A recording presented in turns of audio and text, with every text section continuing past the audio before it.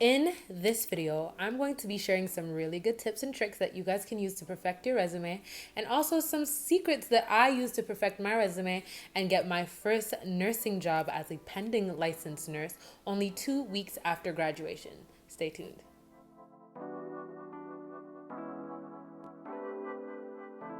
Hey you guys, and welcome back to my channel. For those of you who are already part of the family, for those of you who are new, welcome. My name is Kiara Selena, and this is my channel Nursing with Key, where I mainly make nursing related videos, but I also do a bit of beauty and hair. So if you're into those things, please consider subscribing and turn on your notification bell so you won't miss another video from me again if you do choose to subscribe. So as mentioned in the title, as well as the community section of my channel, if you guys haven't seen that, I did post that I will be sharing a video today, which is what I'm doing right now, on how to perfect your resume. Now, your resume as well as your cover letter is literally everything. It's kind of like a thumbnail, right?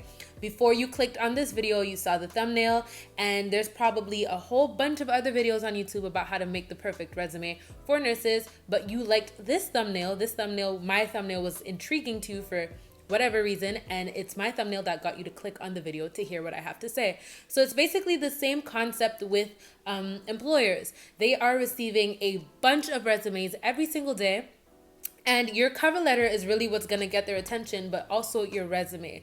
Sometimes when you're applying for a job online, it doesn't allow you to apply the resume as well as the cover letter. So your summary is very important when it comes to your resume, so that if you aren't able to put your cover letter, they can kind of get a summary of your experience and what you're like at the top section of your CV. So I'm going to be sharing you guys, I'm going to be showing you guys my personal resume so that you guys can get some inspiration off of my resume.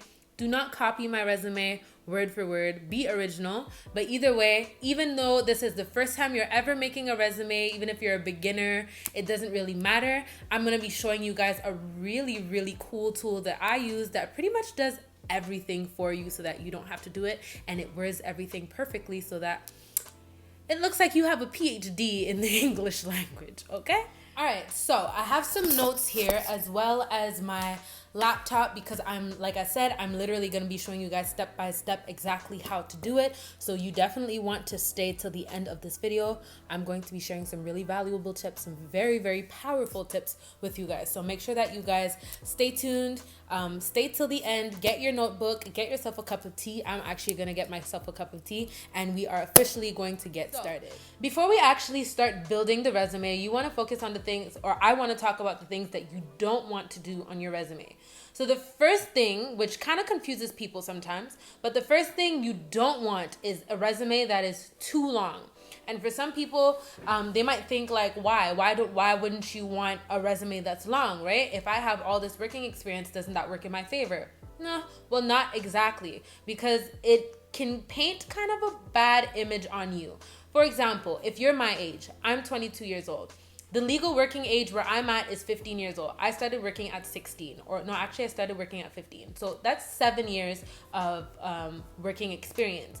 But if on my resume I have 30 different jobs, well, that doesn't really look good on me, especially if my jobs are like 3 months apart. So for example, if you work at Forever 21 from, I don't know, April to July, and then you work at Stitches from July to August, and then you work at Simons from August to December, it's not really a good look on you, because people are going to start, or the employers are going to start questioning themselves about you. They're going to start questioning your reliability, because it's either you're always getting fired or you're always quitting jobs, and people don't want to waste their time employing people that they're going to have to fire soon after they employ, or that's going to leave them soon after they get employed. So get rid of all the 50 different jobs that you have on your resume, and try to narrow it down. The next tip is to get rid of all the irrelevant stuff on your resume, unless that's the only working experience you have.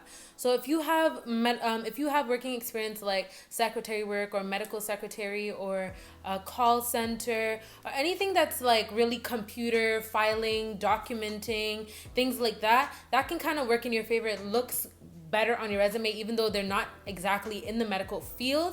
They're somewhat related because we work a lot on computers as nurses. Now with technology, they have nurses charting on computers. You're dealing with a lot of files, a lot of documents. You're doing, typing, writing, and stuff like that. So things like that are a little bit more related to the nursing field. Personally, I worked at a pharmacy call center. I worked as a patient care attendant or patient care technician, and I worked as a home care aide. So I had all of that on my resume, which is why for all of you guys who are still in nursing school, if you guys can get some type of job that's related to the field, it will definitely work in your favor. So if you could do home care, if you could do patient care attendant or something, try to do that while you're in nursing school. I worked as a patient care attendant while I was in nursing school. I think once you're like a couple weeks into nursing school, you are actually certified to work as a CNA. So you can work as a CNA or a PCT or anything, and try to get a job so that in the field, so that once you're done nursing school, you're already comfortable in the field and you have something to show on your resume. I know that a lot of people are a little bit prideful, and a lot of nursing students, I've personally met nursing students who are just too prideful to work as CNAs. They're just too good to work as CNAs because they're nursing students and they're about to be nurses. But if you can swallow your pride, and there's nothing wrong with working as a CNA, it's a great working experience, then you get to put that on your CV and it just looks much better for you. So get rid of all the irrelevant stuff. If you have, more, let go of all your teenage working experience if you can. Like I said, if that's all you have, then that's all you have. But personally, the Tim Hortons, I live in Canada, so I guess the equivalent would kind of be like a Dunkin' Donuts. So the Dunkin' Donuts, the retail, the movie theaters, all of those things, I let them go. And if your employer asks you if you get rid of all those things and your employer asks you if you have no prior working experience, you can just explain to them that you didn't think that they were relevant to the field and that you got rid of them. That's what I did at my interview. So the last thing is spelling mistakes. Be careful of spelling mistakes. You'll probably make a couple and that's okay, but you don't want your entire resume to just be full of spelling mistakes, because you don't want to make it look as though you didn't put in a lot of effort into making your resume. You have to put in the effort when making your resume because you're selling yourself. Like I said, it's kind of like the thumbnail. You have to have a nice thumbnail so that people want to click and watch the video. If your thumbnail isn't nice, people won't click and watch. They're going to go to somebody else who has a nicer thumbnail. So make sure that your cover letter and your resume is clean, free of spelling mistakes as much as you can, and things like that, to make it look like you actually are serious and that you actually put in the work and the effort into making your resume. One question that I had when I was a nursing student before I finished was, should I put my clinical experience as working experience? The answer is yes. Clinical experience is working experience. Yes, you weren't getting paid while you were on clinical, but you were still on the floor, you were still doing the work, you were still reading the charts, you were still working, basically. So yes, clinical experience is definitely working experience. I think in the States, you guys don't have as many clinicals as us because we have 1 year of theory and 1 year of clinical. So I had a lot of clinicals. I don't know how much you guys have in the States, but out of all my clinicals, I narrowed it down to 4 of the top ones that I did at like the top hospitals. So I put med surg, I put med surg, I put peds, I put labor and delivery, and I put rehab. Those are the 4 most like complex clinicals in my personal opinion. If you're applying to work at a residence, then you can add 1 resident so that you could show that you do have experience working with the elderly or working in long-term care. But I personally put for hospital clinicals to show that I do know how to work in an acute environment or in a fast-paced environment, because hospital settings do tend to be a little bit more fast-paced, a little bit more hardcore than residences, where things can get busy, but they're a lot more routine. So that's that. So I was trying to kind of like show you guys while I'm doing it. I'm probably gonna have to add it later on, but I'm gonna set up the screen so that you guys can see me and also see what I'm doing. Okay, so the name of the website or the tool that I personally use to make my resume is called My Perfect Resume. You guys can type in myperfectresume.com, and this is basically a tool that builds your resume for you. So you really don't have to do any thinking. All you have to do is type in what they tell you to type in. So you come in, you can make an account, or you can log in with Facebook or Google, and it will redirect you. Now, before we start, I just want to make it clear, and this is not a sponsored video or anything like that, but in order for you to get the resume or the cover letter, you will have to pay $2, I think. I think I paid $2 Canadian, so it should maybe be like $1.25 for you guys. So in America, so $1.25, one-time payment. Don't have to pay it ever again. So you come on, and then you will see dashboard, job search, resumes, cover letter, career, and tools. So you can go into cover letter, and you can start off with that. So go into cover letter. And my computer is a little bit slow, guys. But you guys can go into cover letter, and then you guys should definitely see a section where it allows for you to, where it'll say like make a new cover letter. So I'm just gonna wait till it gets to that page. And my Wi-Fi is also kind of trash, so you guys go in cover letters, and on the top, the mid right side of the screen, you guys should see create a new cover letter. And then you guys obviously click. So once you get to that page, it'll on the left side you'll see first name, last name, so you'll be able to type in your first and last name, and then it'll ask you to pick a template. Now, girls, I know it'll be very tempting to, pick the very colorful stuff and stuff like that. Personally, for nursing, I would not encourage you to go for the very like colorful types of stuff. That's more for like, I don't know, maybe graphic designers or anything artsy. I would say go for a very clean type of template. So the first one or even the third one is good. Personally, I went for the third one. I'm gonna leave a picture of what mine looks like somewhere so that you guys can see. But click on a very nice clean template. No bright colors, no purples, no pinks, no anything like that. Black and white, good old-fashioned style. Then it says you have a specific job in mind, and it's okay if you don't. We'll give you a letter to customize later.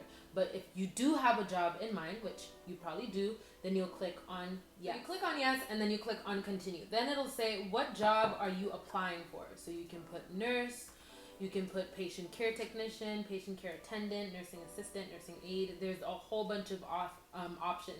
Once you click nurse, it'll show you literally all the nursing options possible. So you click on that, and then you could write the desired company. I mean, if there's a job, if there's a company that you're really trying to work for, then you can make it dedicated to them. But I didn't fill out a desired company just because I knew that I would be applying at multiple places, and I didn't want to have to go and retype the name of every single company that I'm going to apply at. So I just left it blank. And then you click on continue. Then it'll ask you what skills make you a good fit for the nurse position. Personally, I would pick. You could pick whatever suits you, whatever you want. In my personal opinion, I would choose maybe I don't know, writing, quality control, and I don't feel like these are related to nursing at all, but maybe data analysis or something like that. Choose up to 3 skills. Choose the 3 that fit you. I can't remember what it is that I chose, but whatever. Then it'll say choose your top tree. Your top tree. See, that's the Caribbean girl in me coming out about the top tree. Pick the top 3, your top 3 strengths. And then you pick whatever suits you. I would write critical thinking because critical thinking is very important.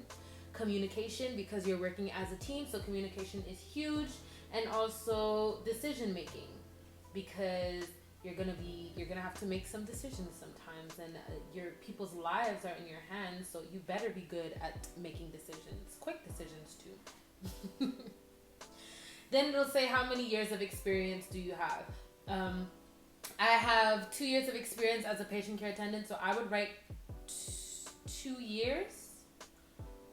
Or you could write less than 1 and then just let them find out in your resume that you also have patient patient care attendant experience. So you could put less than 1 since you're not yet a nurse or whatever. So are you in school? You can put yes or no. If you know that you're finishing school next week, or you're, I don't know, finishing NCLEX next week, or writing NCLEX next week, then write no. Or if you have, like, you know, just 1 week left of school, put no. Did you graduate from college? Yes or no? Put yes. And then what school did you go to? You can type in the name of the school. I'm just gonna type in anything. And then continue.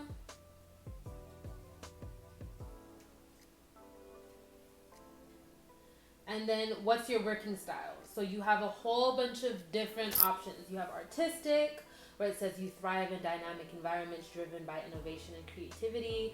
Enterprising, where you're accustomed to leading teams by empowering and decisive task delegation. You have a whole bunch of options. Personally, I put practical. So choose whichever one suits you. This is really all about you. And then watch the magic happen. And this is what I love about this tool. The magic is literally done. It's done. They literally wrote everything for me based on the information that I gave to them. So I didn't even have to do any thinking. I didn't even actually have to write my cover letter. Obviously, you read what they wrote, and if there's anything that you want to fix, then you can go in and fix it. But they wrote it for me. They wrote me a perfect cover letter. So, dear Mrs. last name, I was excited to learn about the nurse position at your company, posted at your company website, and would greatly appreciate your considering of my placement role in your team, blah, blah, blah. They literally wrote me a full cover letter, and all I had to do was answer a questionnaire about what my working style is and how much experience I have and what my strengths and my skills are. That's it. That's literally it. And then you can go in, you can fix the date, you can fix anything that you want to fix, and then all you have to do is download the cover letter to your laptop, and voila. And it's the same exact thing when it comes to the resume. All you have to do is click on resume and basically follow the steps. And the really good thing is that it gives you a score at the end. Once you're done your cover letter and you're downloading it, it'll tell you what your score is. That your resume is average, your resume is a little bit above average, your resume is great, or your resume is excellent, and it'll show you the things that you should fix. So it'll tell you if there's any spelling mistakes. It'll tell you, things that you can add, things that you can remove, just all the little things that you can do to ensure that your cover letter is at its best. So right now, just from me doing the bare minimum, my resume is average, and they gave me a 73%, 73 on 100 score for my cover letter, not for my resume. So that's also like an awesome thing about this tool, guys. I swear by this resume. All right, guys, so that is pretty much it for all the tips that I have for you guys on how to build your perfect resume. If you like this video, don't forget to like, comment, and subscribe, and also share this information. In my opinion, is pretty valuable, and I'm sure that every nursing student or CNA or home care aide, it doesn't matter who it is, but I think everybody can benefit from this video, so please share. And if you are a new subscriber, please turn on your notification bell so you won't miss another video from me again, and I really hope to see you guys in my next one. Until next time, bye.